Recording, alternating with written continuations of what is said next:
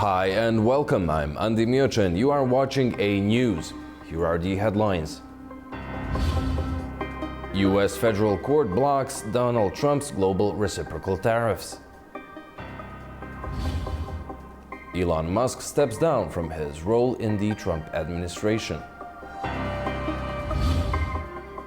Early voting begins in South Korea ahead of a snap election.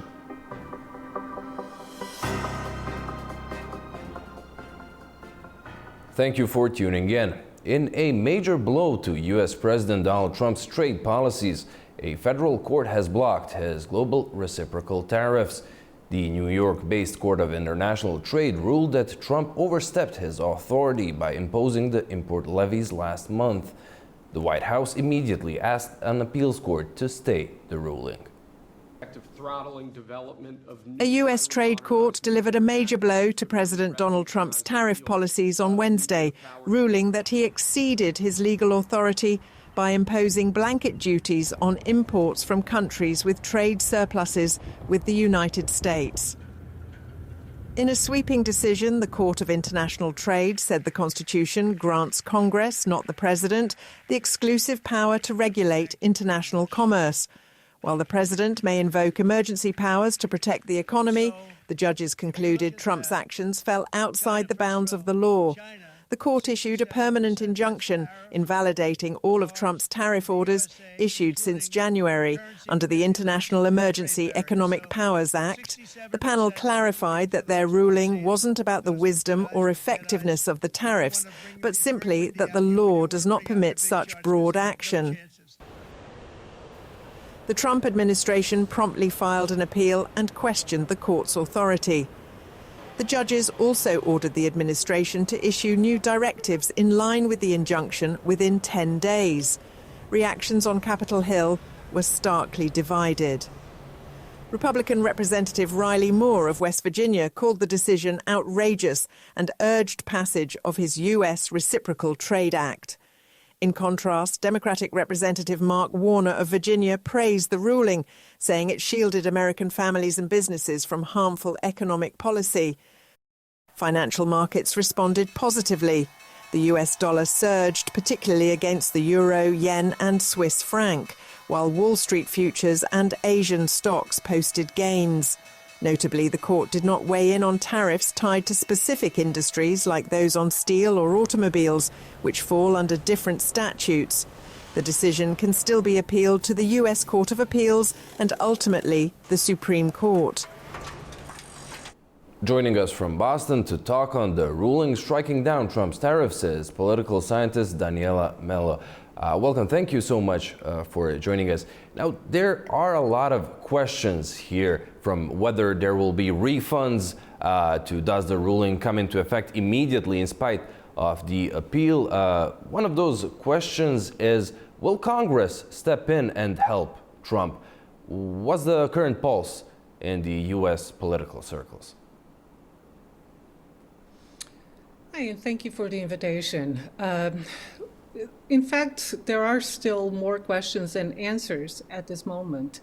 It is a fact that the Constitution indeed allows Congress and only Congress the power to establish tariffs in international trade for the United States. However, this Congress, which is controlled by the Republican Party, which is President Trump's party, has been particularly lenient in imposing itself and its duties, its tasks on the executive branch. What I mean to say is that this has not been a Congress that has often pushed back against President Trump's desire to basically take on this power, which is attributed to Congress, onto the executive office. So what's particularly puzzling here is that because the president has, in fact, the ability to ask Congress, a Congress that is, once again, led by his own party, the president has the ability to ask Congress to actually approve these tariffs, and he would probably be able to get them approved with this Congress. His party has been very effective at whipping the vote and making sure that they vote together to support the president in these issues. So here what we have is really a legal battle. So it is, despite what the administration claims, the administration in fact has claimed that the courts are overreaching, not just on this issue, but on many other issues. But this is exactly the type of issue that the courts should be deciding over, because it is indeed an issue of constitutionality. We've already heard some Republicans calling it a judicial coup. Democrats welcomed the ruling.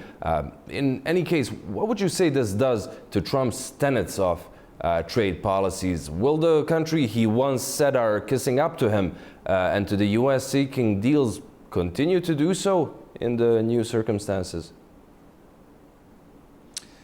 They probably will. It would be unwise for blocs like the European Union or for China to suddenly halt all types of negotiations with the executive branch, because regardless of what the courts decide on this issue, and if the decision comes from the courts, it is unlikely that it will favor the executive branch on this topic. But regardless of what that decision is, once again, the political moment is that the president, in fact, also has the control of Congress through the control of his party. So it is unlikely, like if you're the European Union and if you're China and you're negotiating with the United States, you're not going to stop these negotiations and further infuriate the president and perhaps get even more threats coming out of the White House that destabilize not just the American economy, but the global economy. So I would say, yes, the wise path is to continue negotiating and let the American courts play their role. Well, thank you so much for joining us and offering up your insight. Thank you. Staying in the U.S., the Department of Commerce has informed dozens of companies that a license will now be required to export products to the Chinese market. The new export restrictions target strategic goods such as software for chips and aviation technology. The U.S. administration has introduced new rules to limit the export of strategic products to China, according to Reuters. The Department of Commerce has sent letters to dozens of companies, informing them that a special license will be required to ship products to the Chinese market. The restrictions cover electronic design automation software for semiconductors, chemicals, butane and ethane gases, industrial machinery, and aviation technologies. Companies such as Cadence, Synopsys, and Siemens EDA are directly affected by these measures. Synopsys earns 16% of its revenue and Cadence 12% from the Chinese market. Synopsys CEO stated that the company has not yet received any official notification. Following the news, shares of both companies dropped significantly, but Synopsys' unchanged revenue forecast helped their stocks partially recover. Experts view this move as an escalation in the technological competition between the US and China. The White House has not yet commented on the matter. Elon Musk is leaving his government role as a top advisor to Donald Trump after spearheading efforts to reduce and overhaul the federal bureaucracy. Musk is leaving following his sharp criticisms of Trump's budget plan. Billionaire Elon Musk is stepping down from his role in the Trump administration, ending a 130-day stint as a special government employee tasked with cutting federal waste. The White House confirmed on Wednesday night that the offboarding process had begun. Musk was appointed to lead the Department of Government Efficiency, or DOGE, where he spearheaded an aggressive campaign to reduce bureaucracy and downsize federal agencies. During his tenure, thousands of government jobs were eliminated, though his broader goal of achieving sweeping, long-term savings remained unfulfilled. The Tesla CEO announced his departure on his social media platform X, where he thanked President Donald Trump for the opportunity. His exit had been expected, as his temporary assignment was set to expire by the end of May. However, the timing drew attention, coming just a day after Musk publicly criticized Trump's new budget proposal, expressing disappointment over its increased military spending and multi-trillion-dollar tax cuts. While his tenure was brief and controversial, Musk's role sparked ongoing debates about private sector influence in federal governance and the future of government reform efforts.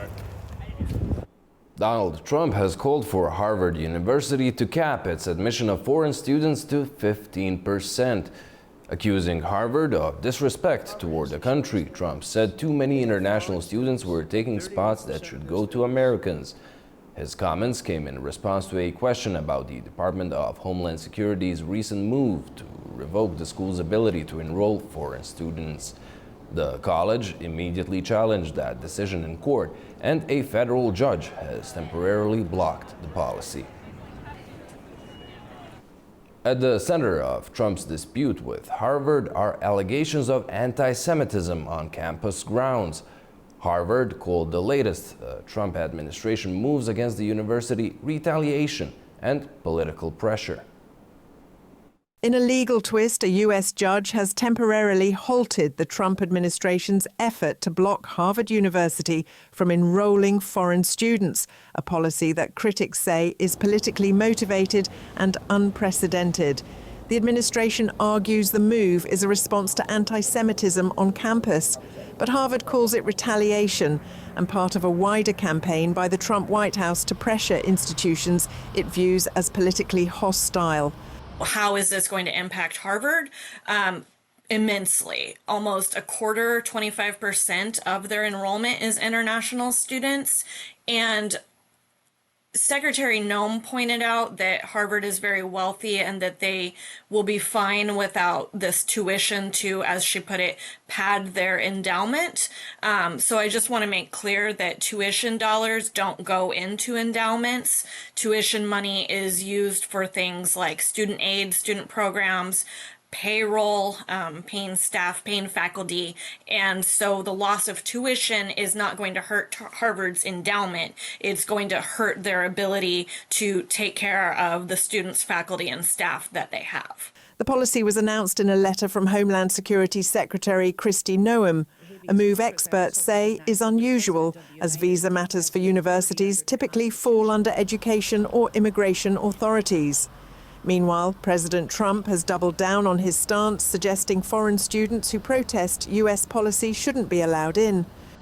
Why are they there? And then you see those same people picketing and screaming at the United States and screaming at, they're anti-Semitic or they're something.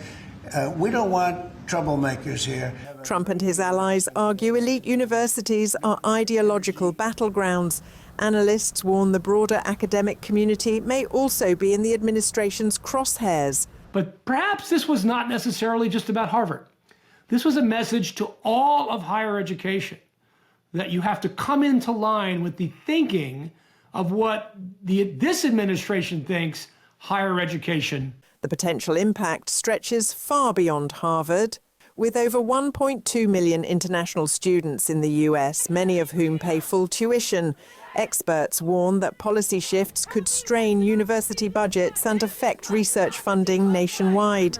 The administration is also taking steps to revoke Harvard's tax-exempt status and freeze billions in federal research funding. Another action that the administration is trying to take against Harvard is to revoke their tax-exempt status, which, again, based on their very large endowment, would cause Harvard to then owe a tremendous amount of money in taxes. President Trump has described tax-exempt status as a privilege, not a right. Meanwhile, some academic experts express concern over proposed campus surveys, drawing comparisons to past periods of political scrutiny in American history. I think the number is about $2.75 billion that they have immediately taken from Harvard. Faculty at Harvard are very concerned, talking about how the revocation of that amount of funds, what that's going to do is essentially shut down some of their labs. We've talked about how universities in America are vital for all kinds of research, but particularly scientific research. And so revoking those funds without a very clear reason or without a very clear process is incredibly harmful to Harvard. The court's decision offers temporary relief for Harvard, but broader legal and policy questions remain unresolved. U.S. Secretary of State Marco Rubio announced the United States will start aggressively revoking visas of Chinese students, including those with connections to the Chinese Communist Party or studying in critical fields, and enhanced scrutiny for future applicants. Our Manur Magdoum has more in Beijing. Secretary of State Marco Rubio announced that the U.S. will start aggressively revoking visas of Chinese students, specifically targeting those with ties to the Chinese Communist Party or studying in field deemed sensitive to national security. The policy shift is an effort to tighten restrictions on student visas amid the escalating U.S.-China tensions. U.S. plans to increase scrutiny of visa applications from Hong Kong and China, cited concerns over espionage and intellectual property theft. Rubio, a longtime critic of the CPC, also backed legislation aimed at ending China's access to multi-year student visas. While the supporters argue that these measures are necessary for national security, critics warn that the crackdown could severely hurt the U.S. universities financially and damage the country's reputation as a global leader in higher education. Chinese students make up a substantial portion of the international student population, contributing more than $14 billion annually to the American economy through tuition and living expenses. China said it firmly opposes the U.S. decision to revoke visas of Chinese students and urged its Western rivals to be more constructive towards stable bilateral relations, said the Chinese Foreign Ministry today. China has also launched protests over Marco Rubio's announcement of the move.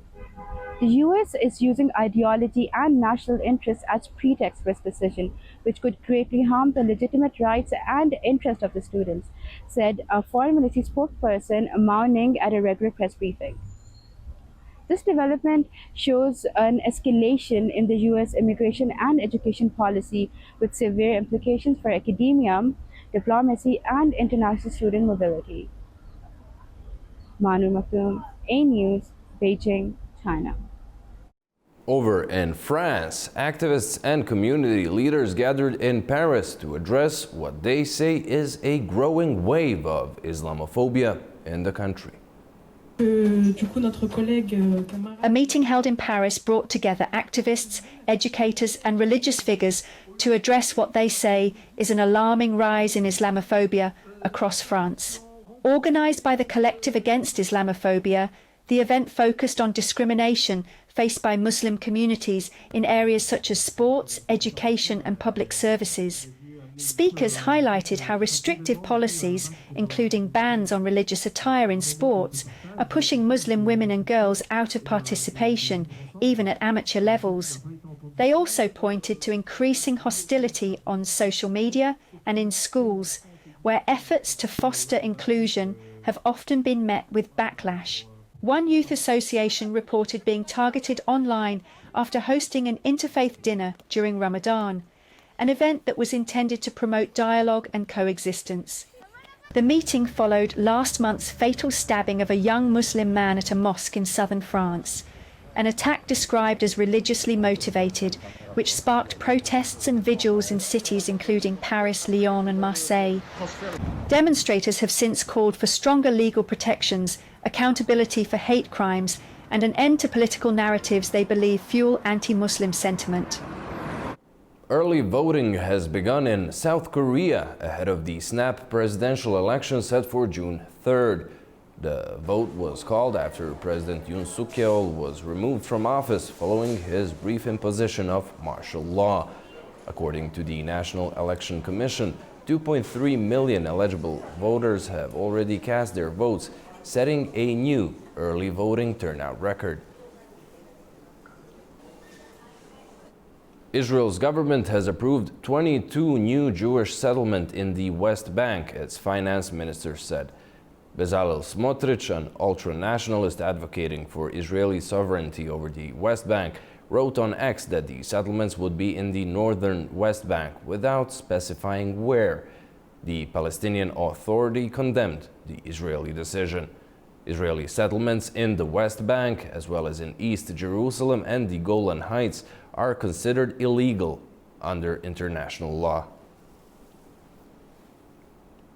Several people have been killed and dozens injured after crowds stormed an aid warehouse in Gaza, according to the UN's World Food Programme. Meanwhile, Israel claims it allowed the entry of 800 aid trucks into the strip.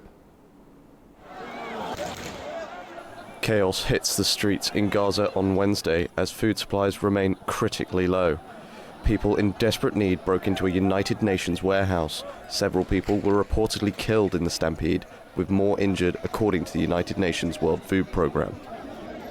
No flour, no food to feed the children or the adults. Everyone is hungry, no one is eating. However, Israeli authorities say the new US-backed Gaza Humanitarian Foundation is now delivering food at designated sites since Monday. This follows a nearly 3-month blockade. Tel Aviv says it's approved around 800 vehicles and accuses Hamas of diverting and seizing aid supplies. However, Hamas denies stealing any of the aid.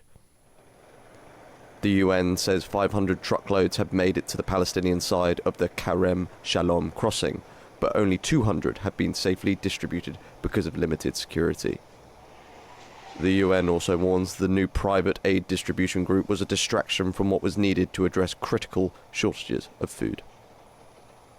On the 18th, the United Nations was informed by the Israeli authorities of the approval for the resumption of limited aid entry into Gaza. Since then, very limited numbers of goods have entered and have been distributed by the United Nations and its partners. But this is comparable to a lifeboat after the ship has sunk. During a meeting at the UN Security Council on Wednesday, Riyad Mansour, permanent observer of Palestine to the UN, broke down in tears as he described the desperate conditions facing children in the Strip. Excuse me, Mr. President. I have grandchildren. I know what they mean to their families. And to see this situation of the Palestinians without us having hearts to do something is beyond the ability of any normal human being to tolerate. The chaos and desperate need for basic food and aid comes amid fresh blasts in the early hours of Thursday morning, just as dawn broke, highlighting another day of conflict. The newly appointed U.S. envoy to Syria, Thomas Barak, raised the American flag over the ambassador's residence in Damascus for the first time since the U.S. embassy closed in 2012. During his first trip to the country, Barak praised the interim government in Damascus and called for dialogue between Israel and Syria, saying the conflict is solvable. Iran has signaled it might accept U.S. monitors if it reaches a deal on it in the nuclear talks with the U.S. Meanwhile, the UN's nuclear watchdog has called for robust inspection in a possible deal. Our Turash Ralilu brings more from Tehran. Iran has signaled it might accept U.S. monitors if it reaches a deal on this issue in the nuclear discussions with the U.S. And head of the UN nuclear agency has called for robust inspection in a possible Iran-US agreement. Iran has hinted at the access by U.S. inspectors of the International Atomic Energy Agency, IAEA, if it is agreed in the ongoing indirect talks. And also, the IAEA Director General said any Iran-US agreement should include very robust inspections. The head of the Atomic Energy Organization of Iran, Mohammad Eslami, told reporters that Tehran may reconsider its mutual ban on visits by the IAEA's U.S. inspectors, provided that an agreement is reached in this regard in the discussions between Iranian and U.S. negotiators. In the current talks, Iran is pushing for removal of the U.S. unilaterally imposed sanctions, and Washington demands Tehran to cease its nuclear enrichment. This demand has been categorically rejected by Iran. Eslami also said Iran's nuclear sites are under the strictest inspections of the UN Atomic Agency. In the meantime, the IAEA Director General Rafael Grossi told reporters in Vienna that the possible deal has to be in compliance with the Non-Proliferation Treaty, NPT, and its verification regime. He told reporters, "My impression is that if you have that type of agreement, a solid, very robust inspection by the IAEA should be prerequisite." So far, neither Iran nor the US have agreed that the IAEA may play a role as a side in their ongoing talks. Iran and the US have held 5 rounds of talks mediated by Oman since April. Despite of their differences, both sides have termed their discussions as constructive. Turaj Shiralidu, reporting for A News TV, Tehran.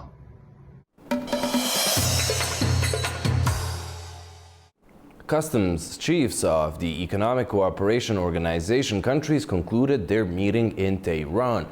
Regional cooperation and streamlining cross-border procedures were at the heart of the agenda.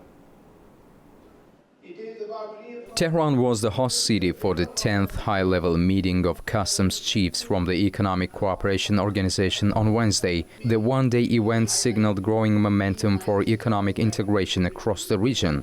The in-person attendees included customs authorities from Iran, Turkey, Turkmenistan, Tajikistan, Azerbaijan and Pakistan. Their counterparts from Kazakhstan, Kyrgyzstan and Uzbekistan joined virtually, reflecting the hybrid nature of modern diplomacy. Held under the banner of strengthening regional connectivity, the meeting zeroed in on facilitating smoother customs processes and enhancing the efficiency of transit corridors linking ECO member states. Among the key partners present was the International Road Transport Union, underscoring the importance of road trade and global standards in trade facilitation. The eco-region bridging South Asia, Central Asia and the Middle East holds vast potential as a trade and transit hub. But challenges such as customs delays, inconsistent regulations and outdated infrastructure continue to impede progress. This meeting sought to address these bottlenecks through practical cooperation. Participants discussed initiatives to digitize customs services, boost coordination in anti-smuggling efforts, and align with international best practices. The meeting also reviewed progress on implementing earlier agreements, such as the Eco-Transit Framework Agreement and the Regional Customs Data Exchange Protocol. Turkish President Recep Tayyip Erdogan said that his country and Armenia stand to gain from ongoing efforts to normalize relations. Erdogan said that the normalization process is moving forward gradually and could pave the way for peace and mutual benefit. He also urged Iran to support plans for the Zangezur corridor, a proposed transport route through southern Armenia. With talks progressing between Armenia and Azerbaijan, Erdogan said peace between Yerevan and Baku is now on the horizon. Joining us from Istanbul to briefly talk on the Turkish-Armenian normalization is former U.S. diplomat Matthew Bryza. Welcome, thank you so much for joining us. Now, what can the normalization process between Ankara and Yerevan bring to the broader region, and how would you say it is tied to the Baku-Yerevan peace process? Yeah, thank you for letting me be with you. Well, I'll start with the second question first. I think normalization of Armenia-Turkey relations is totally tied to the Azerbaijan-Armenia peace process. I mean, it's in the statements of President Erdogan you were citing, he also said, you know, this gradual normalization of relations will happen or can happen once there's a peace treaty between Azerbaijan and Armenia. And we know that that's coming closer and closer. What would the normalization bring between Armenia and Turkey? Well, it would allow for the solidification of the establishment of the Zangezur corridor, which, as we know, was part of the November 2020 ceasefire statement among President Aliyev, Prime Minister Pashinyan, and President Putin. And that, in turn, will open up all sorts of new logistics routes and investment opportunities, and the possibility to do joint investment projects, even on the territory simultaneously of Armenia, Azerbaijan, and Turkey. For example, green energy zones. Well, that basically covers it. Michael, thank you so much for being with us and sharing your insights. The Turkish Armed Forces completed the Distinguished Observer Day of the Erciyes 2025 military exercise held in Kayseri. The event featured parachute jumps, precision strikes, and helicopter deployments of troops and equipment. The sky over Kayseri lit up with parachutes as Turkish commandos performed a nighttime jump, marking the start of the Distinguished Observer Day of the Erciyes 2025 exercise, held at the Martyr Lieutenant Hasanbak drop and jump area near İncesu. The exercise is spearheaded by the 1st Commando Brigade Command a veteran unit known for its airborne capabilities, first showcased during the Cyprus peace operation and repeatedly tested in counter-terrorism operations. According to the scenario, parachute commandos leaped from a C-130 transport aircraft departing from the 12th Air Transportation Main Base Command. Their mission to conduct an airborne guidance operation and secure the area in preparation for a large drop of 265 parachute commandos set to take place on Wednesday. The RGS 2025 exercise brings together not only Turkish forces, but also representatives from 15 countries, including Azerbaijan, Bahrain, Bangladesh, the UAE, Brazil, Georgia, Spain, Italy, Pakistan, Saudi Arabia, and Jordan. Both active participants and observers, these nations are contributing to the development of joint operational capabilities and interoperability. The aim is clear: to strengthen combined operations with friendly and allied nations, while testing and enhancing the airborne capabilities of Turkey's elite units. The exercise also measures combat readiness across all command levels, offering critical real-time experience in the planning and execution of operations under battlefield conditions.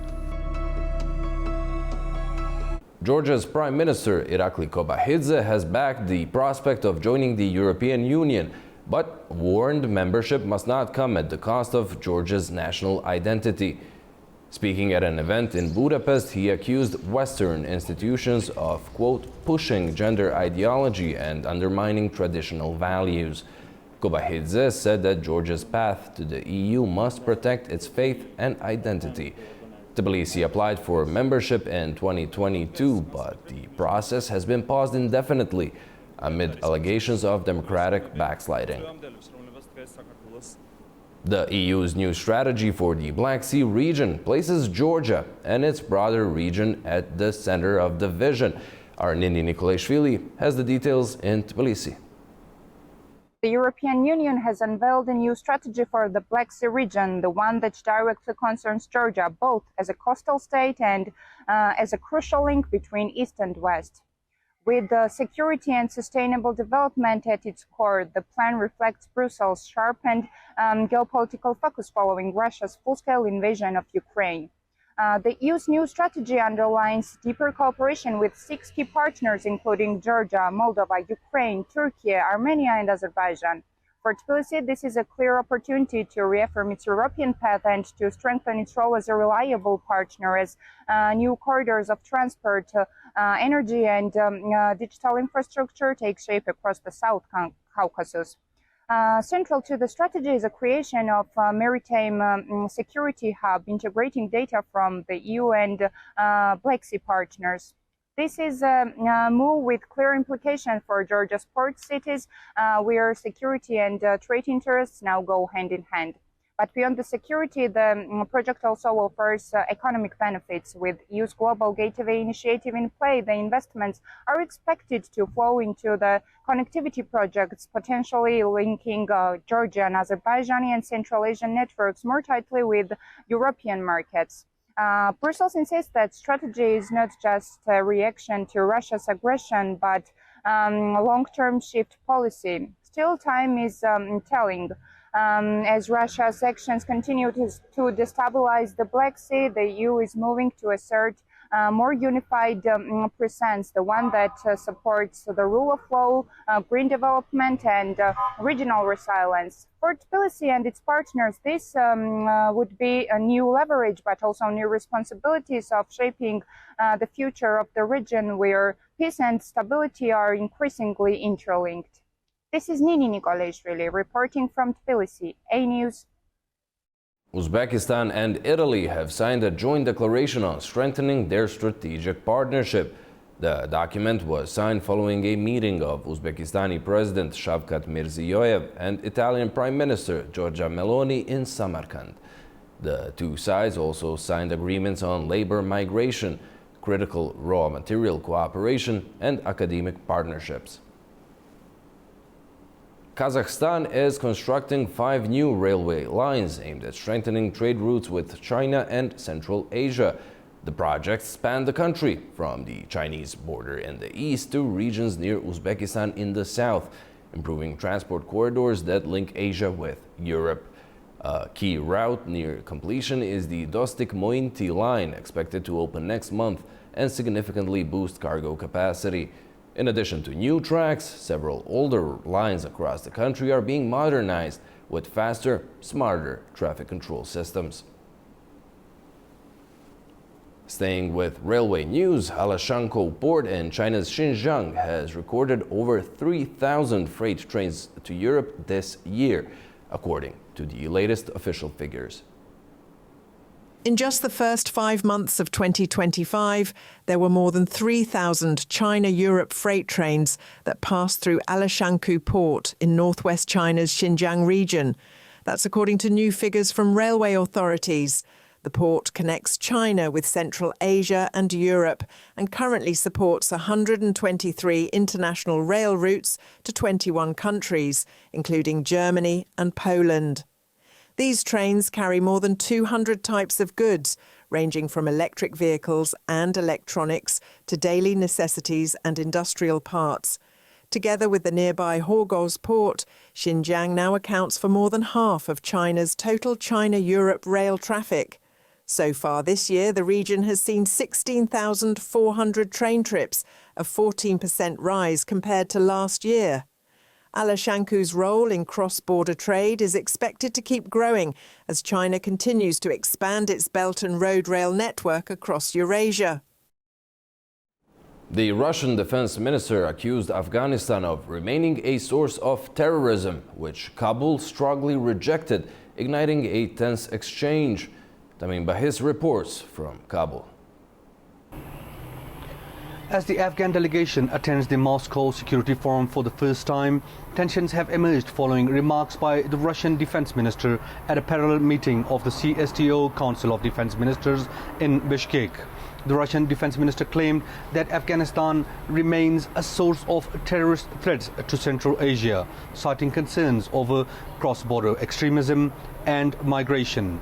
He described the broader military-political situation in CSTO regions as tense, pointing to ongoing Western pressure on Russia and its allies.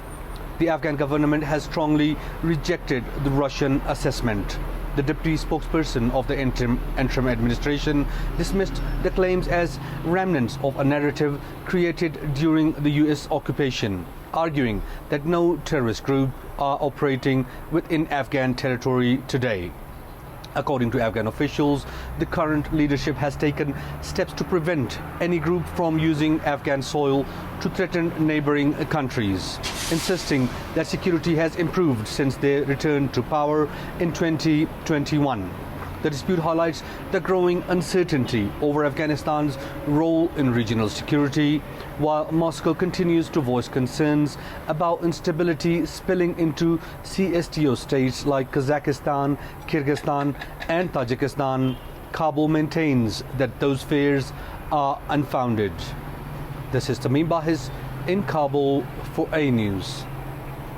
Now for something lighter, we go to Turkey, where one beekeeper has a very special prescription for migraine, stress and sleepless nights. Let's have a look. Tucked away in the Aegean hills of Turkey, this may look like a regular bee farm. Meet Hossein Ceylan, a third-generation beekeeper with a different type of prescription, breathing in the air from his beehives.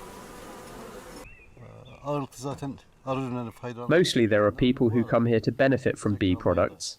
I saw the benefits of bee air and beehives to human health. Migraine patients come, depressed people come. They both rest and benefit from all natural products.